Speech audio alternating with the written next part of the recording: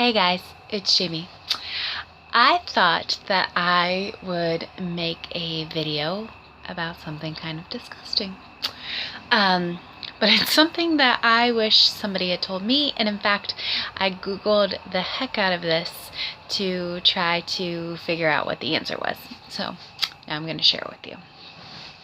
First, for those of you who are new to my videos, a couple stats about me. I'm Jamie. I had my surgery, gastric sleeve, on May 11th. My pre-surgery weight was 346. That was my highest weight. My day of surgery weight on May 11th was 316 pounds, and my weight as of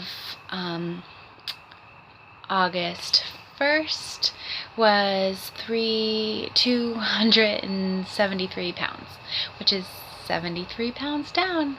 Holy buckets. I feel really great. Good things are happening, except for this disgusting topic that we're going to talk about right now. So, I don't know if you guys are going online and looking up forums or videos like I did. And occasionally, like even in the doctor's office, you hear about dumping. I don't even know if I've ever dumped, but there's also what people call the slime or slimies or foam or foaming. And that does happen to me a lot. So foaming or foamies or sliming or whatever you want to call it is when you throw up, but you don't actually throw up food. It's so gross. I'm sorry. You throw up this like thick saliva, foamy spit. It's like thick foam spit. I don't know what to say. You throw it up a lot. And at first I was really upset because I thought it meant that I was super overeating or eating too fast. But you can actually, okay, is there a thing to call it that doesn't sound ridiculous? Because I'm a 36-year-old woman, and saying that I have the foamies is like, whatever. But,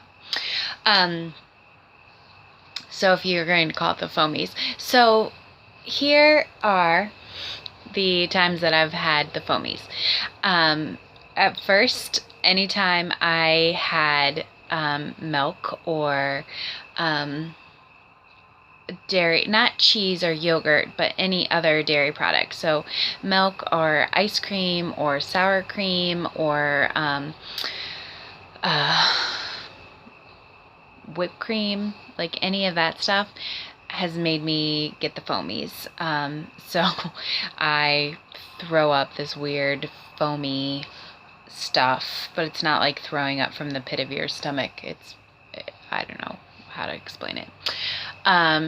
And so then I realized that I probably shouldn't eat dairy because it happened every time I had dairy. And then it happened, my husband and I went out to eat, and I had like a teriyaki chicken or something, and I didn't eat any of the vegetables and I didn't eat any of the rice. I just ate the teriyaki chicken, and then I got the foamies on the patio. That's hot. When your husband takes you out for a date and you start regurgitating onto the patio, it's not hot. So that happened. And so then I was like, I don't know what I ate. I don't know what I did wrong. And then another time it happened, I had, I don't know, some other random food that hadn't made me sick in the past. And so my point is, who the hell knows why you get the foamies, but it happens. Sometimes at bad places, it's terrible. If you feel like you have to throw up, just throw up. Just do it. Go into the bathroom, do your slimy foamies, and then you will feel better, which is also really weird. Even when you get really sick, you're only as sick as whatever is wrong with you is in your stomach, and then you throw up, and then you feel completely fine. So I Googled it because I was like, what in the hell is this stuff coming out of my stomach body? What's happening to me? And so some people said it was dumping. Some people said it's because you have too much sugar. Some people said it is because you had dairy. Some people said it's because you ate too fast. And all of those answers, the thing that kind of sucks about them is that they make it all your fault. Like, hey, fatty, slow down and eat the right foods and you won't throw up. But that's not necessarily true, because sometimes it just happens. So I'm here to tell you, Foamies happen. But I looked it up, and then I found on an actual doctor site. I'm going to read this. So let me kind of look to the side. It says, known as frothing or foaming, the spit up is white frothy liquid caused when the new pouch no longer contains the stomach acid to break down your foods. The thick mucus mixes with the food to move it through your new pouch and into the rest of your digestive tract. And then I thought, well, that's not so terrible. That just means that my body is trying to compensate for the fact that I have a teeny tiny little stomach and not as much acid in there. So yeah, that's what I got to say. When I was actually getting like sick for a while, I don't know if I made a video about that.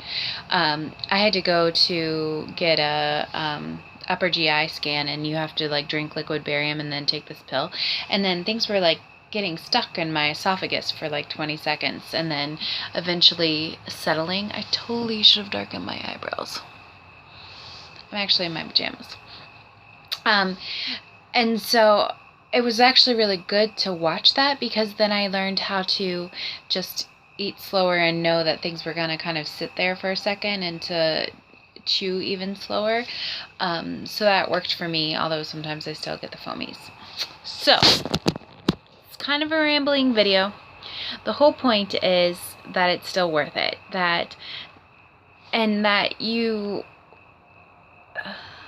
I don't know that there's just this like 100% right way to do this surgery, where like if you eat X, Y, or Z and you eat it perfectly and you chew all your food. Side note.